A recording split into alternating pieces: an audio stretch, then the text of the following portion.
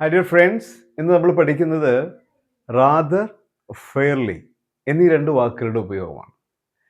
Actually rather, fairly എന്ന ഈ വാക്കുകൾക്ക് പൊതുവെ ഒരർത്ഥമാണുള്ളത്. ടു സം എക്സ്റ്റെൻറ്റ്, ഏറെക്കുറെ എന്നാണ് ഇതിൻ്റെ അർത്ഥം വരുന്നത്. അപ്പോൾ സ്വാഭാവികമായിട്ടും ഇത് രണ്ട് തലങ്ങളിലാണ്, രണ്ട് രീതികളിലാണ് ഉപയോഗിക്കുന്നത്. അപ്പോൾ മോശമായൊരു കാര്യം അല്ലെങ്കിൽ നെഗറ്റീവായൊരു കാര്യമാണ് നമ്മൾ പറയുന്നതെങ്കിൽ ഏറെക്കുറെ എന്നുള്ള അർത്ഥത്തിൽ നമ്മൾ റാദർ ഉപയോഗിക്കും. The lecture was rather boring. ആ പ്രഭാഷണം ഏറെക്കുറെ വിരസമായിരുന്നു. അതാണ് അതിൻ്റെ അർത്ഥം. അവിടെ നമുക്ക് ഫെയർലി ചേർക്കാൻ പറ്റില്ല. The program was fairly interesting. ആ പ്രോഗ്രാം വളരെ നല്ല രസകരമായിരുന്നു. അപ്പം നല്ല കാര്യം പറഞ്ഞപ്പോൾ, ഇൻട്രസ്റ്റിംഗ് എന്ന് പറയുന്ന നല്ല കാര്യം പറഞ്ഞപ്പോൾ നമ്മൾ ഫെയർലിയും, ബോറിങ് എന്ന് പറയുന്ന മോശം കാര്യം പറഞ്ഞപ്പോൾ നമ്മൾ റാദറും ചേർത്തു എന്നുള്ളതാണ്.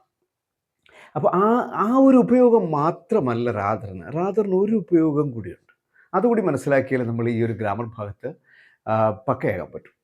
ഇപ്പോൾ ഉദാഹരണത്തിന് നമ്മൾ നല്ല കാര്യമാണ് പറയുന്നതെങ്കിൽ കൂടിയും അത് കമ്പാരറ്റീവ് ഡിഗ്രി ആണ് എങ്കിൽ, അതായത് നമ്മൾ അവിടെ ആ സെൻറ്റൻസിൽ നമ്മൾ ഏതെങ്കിലും ഒരു കമ്പാരറ്റീവ് ഡിഗ്രി അഡ്ജക്റ്റീവിൻ്റെ ഉപയോഗിച്ചിട്ടുണ്ടെങ്കിൽ നമുക്കവിടെ റാദർ ഉപയോഗിക്കാൻ പറ്റും.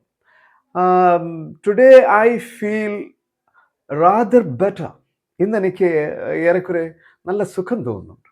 അപ്പോൾ സുഖം തോന്നുക, ബെറ്റർ എന്ന് പറയുന്നത്, ഫീൽ ബെറ്റർ എന്ന് പറയുന്നത് നല്ല കാര്യമാണെങ്കിലും അവിടെ ഗുഡിൻ്റെ കമ്പാരറ്റീവ് രൂപമായ ബെറ്റർ വന്നതുകൊണ്ട് നമുക്കവിടെ ഫെയർലി ചേർക്കാനാവില്ല, മറിച്ച് റാദറാണ് ചേർക്കുന്നത്. Today I feel rather better. നല്ല കാര്യങ്ങൾ പറയാൻ ഫെയർലിയും, മോശം കാര്യം പറയാൻ റാദറും.